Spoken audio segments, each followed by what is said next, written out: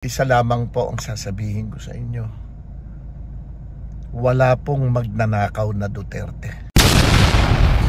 Magandang araw po. Ako po si Philip Salvador.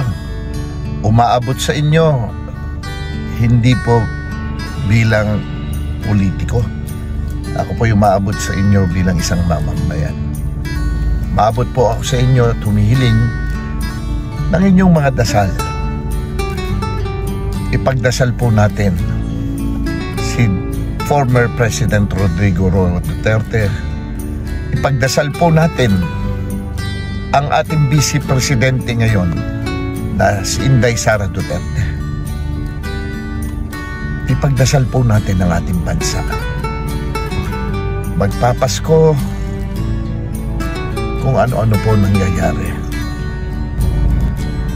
Pinipilit po silang ibagsak, pinipilit silang... Alam niyo po kung anong ibig ko sabihin.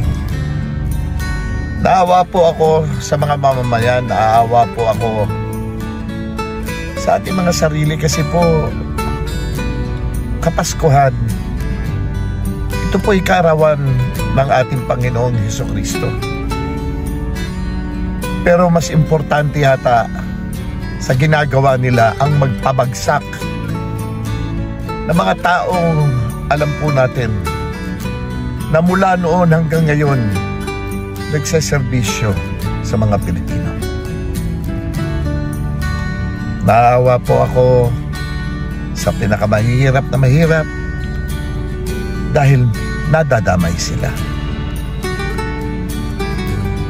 Ngayon po, Kapaskuhan, baka pwede naman po isama nyo sa inyong mga dasal ang ating former President Rodrigo Roa Duterte,